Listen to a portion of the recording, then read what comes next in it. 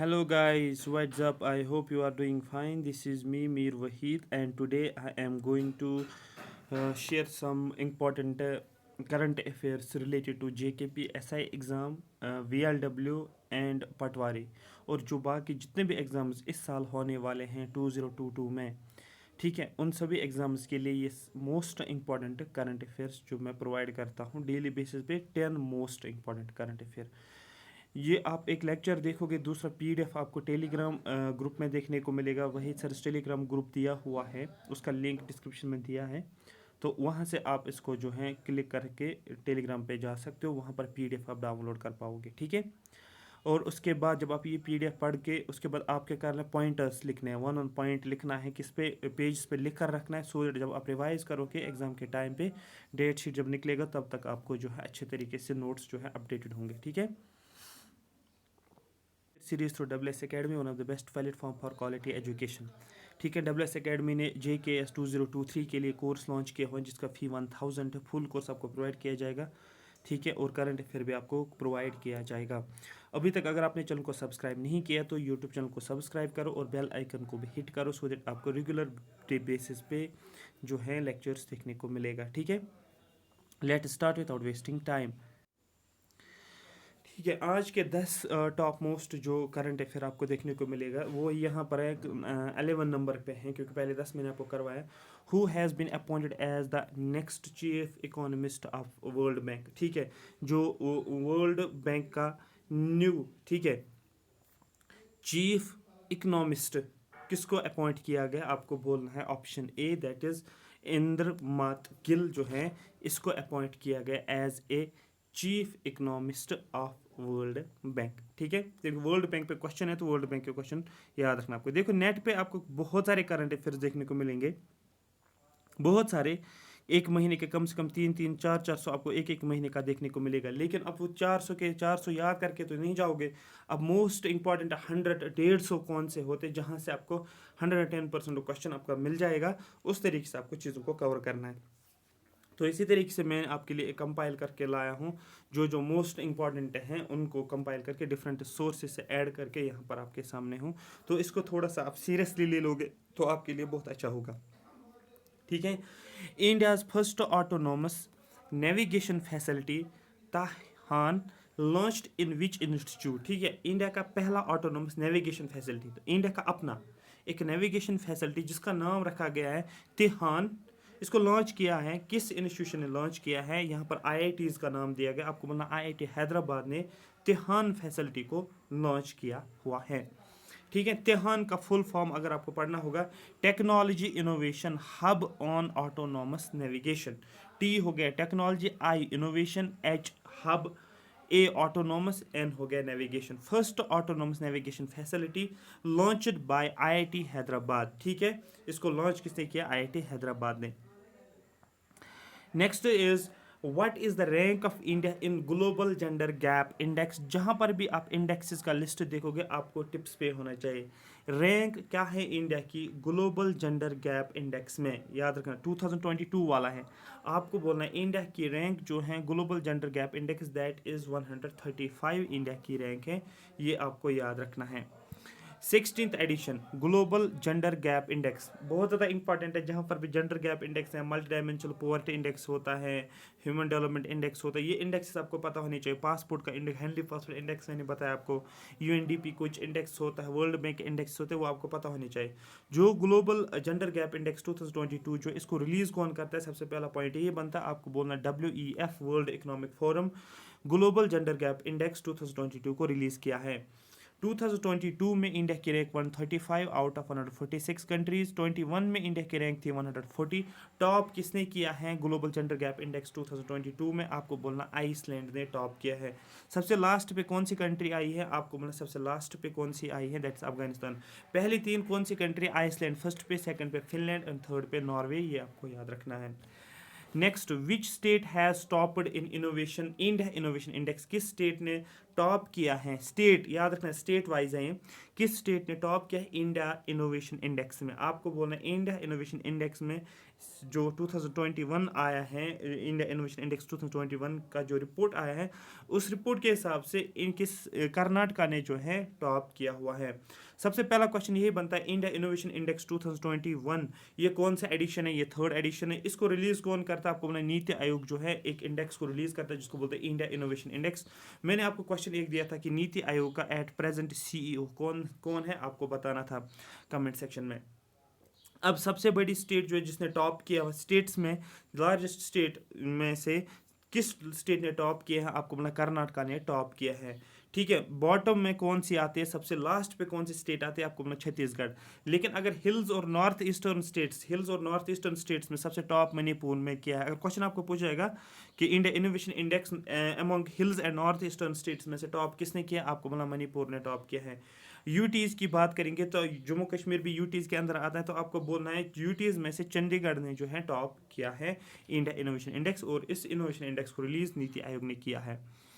उसके बाद who has become 14th prime minister of Israel? Israel का 14th प्राइम मिनिस्टर। इसराइल बहुत ज़्यादा इंपॉर्टेंट है क्योंकि इंडिया इसराइल रिलेशनशिप जो है इंटरनेशनल रिलेशंस में ये काफ़ी इंपॉर्टेंट है कि काफ़ी अच्छी खासी टाइज हैं इंडिया और इसराइल में।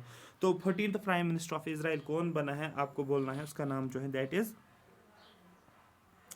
उसका नाम है याइर लापिद। याद रखना याइर, ठीक है, याइर लापिद आपको याद रखना है, जो नेक्स्ट आप बोल सकते हो इसराइल का प्राइम मिनिस्टर, आई थिंक हाँ, 14th प्राइम मिनिस्टर इसराइल का बना है। ठीक है, इसराइल की कैपिटल आपको याद रखना है दैट इज जेरूसलम। करेंसी क्या है? That is Shakeel. शकील जो है इसकी करेंसी है। तो किस किस के साथ बॉर्डर बनाता है इसराइल? इसराइल डेड सी के साथ बॉर्डर बनाता है। तो याद रखना एक सी है जिसको बोलते हैं हम डेड सी, ये मैंने डेड सी बनाया है। कौन कौन सी कंट्रीज के साथ बॉर्डर बनाते हैं? आपको बनाए इसराइल बनाती है, पैलेस्टाइन बनाता है और जॉर्डन बनाता है। अगर आप याद रखोगे, ठीक है, JIP जिप याद रखना, ठीक है, JIP याद रखना, कोड आपको याद रखना है कि जो भी नेबरिंग कंट्रीज़ है, सॉरी जो भी सीज़ हैं उसकी जितने भी बॉर्डरिंग कंट्रीज़ हैं उनका कोड आपको पता होना चाहिए। डेड सी का कोड क्या है? आपको बोलना कोड इज़ जिप। जिप का मतलब होता है जॉर्डन, आई होता है इसराइल, पी होता है पैलेस्टाइन, और पैलेस्टाइन का कौन सा वाला पार्ट? आपको बोलना वेस्ट बैंक पैलेस्टाइन जो बॉर्डर बनाता है डेड सी के साथ। ये एक्चुअली एग्जाम में पूछा गया है डेड सी के ऊपर question. Who has become 15th president of India? India का 15th प्रेजिडेंट कौन है? ये सबको पता होगा 15th प्रेजिडेंट जो इंडिया का, दैट इज द्रौपदी मुर्मू। ठीक है, मुर्मू जो है एक यहाँ पर था ना मुर्मू, जो यहाँ पर जो लेफ्टिनेंट गवर्नर इंडिया का था, ये वो नहीं है, ये फीमेल है, कंफ्यूज नहीं होना। तो द्रौपदी मुर्मू जो है that is the 15th president of India. India की 15th प्रेजिडेंट और फीमेल प्रेजिडेंट याद रखना है, और ये ट्राइबल से बिलोंग करती है, first tribal and second women after, ठीक है, Pratibha Patil president of India. Pratibha Patil के बाद पहली वुमेन, ये दूसरी वुमेन है, पहली प्रतिभा पाटिल थी, उसके बाद दूसरी वुमेन जो है दैट इज द्रौपदी मुर्मू। ये 15th प्रेसिडेंट इंडिया की है, एट प्रेजेंट ये प्रेसिडेंट बनी है, लेटेस्ट प्रेसिडेंट। ये किस पार्टी से बिलोंग करता है? आपको बीजेपी पार्टी। ये किसके बाद आई है? इससे पहले कौन था? आपको बोलना रामनाथ कोविंद। इसने रामनाथ कोविंद को जो है उसकी जगह ले ली है। She served as 9th governor of Jharkhand. ये गवर्नर झारखंड की गवर्नर थी, 9th गवर्नर। यहाँ पर एक इंपॉर्टेंट पॉइंट आपको याद रखना है, प्रेसिडेंट कितने साल तक होता है ऑफिस में? आपको बोलना 5 साल तक। प्रेसिडेंट बनने के लिए कम से कम एज कितनी होनी चाहिए? आपको बोलना 35 ईयर एज, 35 ईयर एज से कम नहीं होनी चाहिए। कौन कौन से आर्टिकल्स हैं जो प्रेसिडेंट ऑफ इंडिया के साथ एसोसिएटेड है? आर्टिकल 52 बोल रहे हैं there shall be a president of India. Article 53 बोल रहे हैं the executive power of the union shall be vested with in the president. ठीक है, the executive powers of executive power of the president कौन बताता है? आर्टिकल 53। आर्टिकल 54 बोलते हैं elections of the president. Article 56 होता है टर्म, कितने टाइम तक की टर्म कितना होता है एक प्रेसिडेंट का। 60 जो होता है आर्टिकल 60 ओथ और affirmation by the president. Oath किसके सामने लेता है? Chief justice of India. ठीक है, या अगर चीफ जस्टिस नहीं होगा तो फिर कौन होगा? सीनियर मोस्ट जज ऑफ सुप्रीम कोर्ट जो होता है उसके सामने जो है ओथ लिया जाता है। ये सारे क्वेश्चन एक्चुअली पूछे गए हैं आपको स्टैटिक पोर्शन में एग्जाम में पूछा गया है, तो इसलिए यहाँ पर आपको ये चीज़ याद रखनी है। नेक्स्ट क्वेश्चन जो है आज का, which city will host world athletics championship 2025? 2025 में वर्ल्ड एथलेटिक चैंपियनशिप होने वाले, कौन सी सिटी वो होस्ट करने वाले? आपको बोलना टोक्यो होस्ट करने वाला है। अब यहाँ पर टोक्यो कहाँ पर है, आपको पता है टोक्यो इस जापान में। जापान में कुछ इंपॉर्टेंट पॉइंट्स आपको याद रखना है। सी आप जापान, जापान में है कि जापान का कैपिटल क्या है, दैट इज़ टोक्यो। करेंसी क्या है, दैट इज़ येन। और एक आइलैंड है बहुत ज़्यादा इंपॉर्टेंट जिसको बोलते हैं हॉन्शू आइलैंड, जो कि जापान में पाया जाता है। वर्ल्ड एथलेटिक्स चैंपियनशिप 2023, ये तो 2025 वाला था, जो कि ये तो आपको 2025 यहाँ पर देखने को मिल रहा है, जो कि टोक्यो में होने वाला है। लेकिन 2023 में बुडापेस्ट हंगरी में होने वाला है वर्ल्ड एथलेटिक्स चैंपियनशिप। 2024 में कहाँ पर होने वाला है, आपको बोलना है cross country championship. 2024 world athletics cross country championship, ये क्रोएशिया में आपको देखने को मिलेगा। एक एक पॉइंट इंपॉर्टेंट, कोई पॉइंट आप मिस नहीं कर सकते। अगर आप कोई पॉइंट मिस करोगे तो आपको फिर प्रॉब्लम हो जाएगी। एक ही जगह पर आपको सारा करंट अफेयर मिल रहा है, तो आप इसको कंटिन्यूस बेस पे देख सकते हो। Who has participated in the first I2U2, याद रखना I2U2 एक्चुअली वर्चुअल समिट, ये एक्चुअली कॉर्ड होता है, ये कॉर्ड कंट्रीज हैं, ये 4 कंट्रीज। अब I2U2 इसलिए आई हो गया इजराइल, आई हो गया इंडिया, इसलिए I2 इसको बोला जाता है। U2 हो गया USA और U हो गया UAE, ठीक है। तो ये भी U से ही शुरू होता है, तो U2, तो इसलिए इसको I2U2, एक्चुअली I2U2 को ही बोला जाता है कॉर्ड समिट, ठीक है। वर्चुअली जो है इसको किया गया है, किसने, आपको बोलना है इंडिया इसको करने वाला है, ठीक है। तो who has participated in the first I2U2 virtual summit from India, आपको बोलना नरेंद्र मोदी, प्राइम मिनिस्टर नरेंद्र मोदी ने जो है पार्टिसिपेट किया है, किसमें, कॉर्ड में। तो I2U2 जो है, इसमें आई हो गया इंडिया, आई हो गया इजराइल, यू हो गया UAE और USA हो गया, यू हो गया USA। तो ये 4 कंट्रीज जो इनको बोला जाता है, ये कॉर्ड कंट्रीज हैं। जनरली इसको न्यू कॉर्ड के नाम से भी जाना जाता है, न्यू कॉर्ड के भी नाम जाना जाता है, क्योंकि एक कॉर्ड जो है वो है इंडिया, वो है USA और ऑस्ट्रेलिया और जापान, ये एक कॉर्ड है। लेकिन ये न्यू कॉर्ड है, I2U2 कॉर्ड अलग है, ये इंडिया इजराइल है, ठीक है। 14 जुलाई 2022 में also referred as West Asian quad, इसको वेस्ट एशियन कॉर्ड का नाम भी बोला जाता है। क्यों ये कॉर्ड बनाया गया है, तो इनका जॉइंट इन्वेस्टमेंट इन 6 एरियाज, 6 एरियाज में इन्वेस्टमेंट करेंगे ये कंट्रीज, ठीक है। Next question is India has signed MOU with which country for the reintroduction of cheetahs? India ने एक MOU साइन किया है, किस कंट्री के साथ साइन किया है, जिस MOU में चीता को रीइंट्रोड्यूस किया गया है इंडिया के अंदर। बहुत ज़्यादा इंपॉर्टेंट है, गट फीलिंग्स आ रही है कि ये एग्जाम में 110% पूछना चाहिए, ठीक है।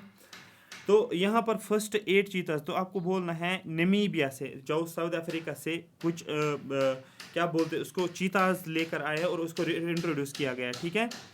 तो India has sign MOU with which country, किस कंट्री के साथ MOU साइन किया, आपको बोला नमीबिया के साथ किया है। फर्स्ट 8 चीताज विल बी रीइंट्रोड्यूस्ड, पहले 8 चीता जो इनको रीइंट्रोड्यूस किया जाएगा कुनाऊ नेशनल पार्क मध्य प्रदेश में। बहुत ज़्यादा इंपॉर्टेंट है क्वेश्चन आपका, यही बनता है कि क्या बोलते हैं उसको, इंडिया ने किस कंट्री के साथ MOU साइन किया है रिलेटेड टू रीइंट्रोडक्शन ऑफ चीताज, आपको बोलना है नमीबिया से। और फिर उन चीताज को रीइंट्रोड्यूस कहाँ पर किया जाएगा, आपको बोलना है MP में, जो MP में एक नेशनल पार्क है जिसको बोला जाता है कुनाऊ नेशनल पार्क में 8 चीताज को इंट्रोड्यूस किया जाएगा। Next question of the day is who has become the new president of Sri Lanka. पता होना चाहिए इंडिया की जितनी भी नेबरिंग कंट्रीज, अगर कोई प्राइम मिनिस्टर नया बनता है, कोई प्रेसिडेंट नया बनता है, जैसे कि इंडिया में प्रेसिडेंट नया बना, श्रीलंका में नया प्रेसिडेंट बना, तो ये आपको नेबरिंग कंट्रीज के बारे में पता होना चाहिए, USA के बारे में पता होना चाहिए, जापान के बारे में पता होना चाहिए, क्या क्या हो रहा है, क्योंकि ये क्वेश्चन आपके एग्जाम्स में डायरेक्ट पूछे जाते हैं। Who has become the new president of Sri Lanka, Sri Lanka का नया प्रेसिडेंट कौन है, आपको बोलना है रानिल इसका नाम है, रानिल विक्रमे सिंह, ठीक है। तो ये नया प्रेसिडेंट जो बना है श्रीलंका का, जो आपको याद रखना है, क्योंकि श्रीलंका में ऑलरेडी क्राइसिस चल रही थी, तो वहाँ का एक नया प्रेसिडेंट अब बना है। Which institute has topped in NIRF ranking 2022, ठीक है। किस इंस्टीट्यूशन ने टॉप किया है, एक रैंकिंग रिलीज की गई है जिसको बोला जाता है NIRF रैंकिंग, आपको बोला IIT मद्रास ने टॉप किया है NIRF रैंकिंग 2022 में। अब ये क्या है NIRF रैंकिंग, क्या है, नेशनल इंस्टीट्यूशनल रैंकिंग फ्रेमवर्क 2022 में। ये 7th एडिशन है, उसको रिलीज़ करता है, release by ministry of education ने रिलीज़ किया। टॉप इंस्टीट्यूशन में किसने किया? ओवरऑल कैटेगरी में आईआईटी मद्रास ने टॉप किया है, और उसके बाद आईआईएससी बेंगलुरु ने। यूनिवर्सिटी के फॉर्म में अगर देखा जाए किस यूनिवर्सिटी ने क्या टॉप किया है, किस आईआईटी ने? आईआईटी मद्रास ने। यूनिवर्सिटी में किसने टॉप किया? आपको बोला आईआईएससी बेंगलुरु ने। मेडिकल में किसने किया? एम्स दिल्ली ने। और इंजीनियरिंग में आईआईटी मद्रास ने। आपको याद रखना है, तो ओवरऑल आपको याद रखना है आईआईटी मद्रास ने। ये थे आपके टॉप 20 जो मैंने आपको कल भी बताया। कल 10 थे, आज के 10 हैं, नेक्स्ट कल और 10 आ जाएंगे। सो दैट आपको ये ऐड होता जाएगा। ये आपको कवर करेगा मोस्ट इंपॉर्टेंट एमसीक्यू के फॉर्मेट में। हम करंट अफेयर पढ़ रहे हैं और इसकी डिटेल भी मैं आपको बता रहा हूँ। Thank you so much for watching मी। अगर आपको ये सेशन अच्छा लगा तो कमेंट सेक्शन में आप मेंशन करोगे सर हमें ये सेशन अच्छा लगा। दूसरा, सब्सक्राइब करना चैनल को, और जो हैं बेल आइकन पे भी हिट करना यूट्यूब चैनल को, सो आपको रेगुलर अपडेट्स मिलेंगे। Thank you so much for watching me.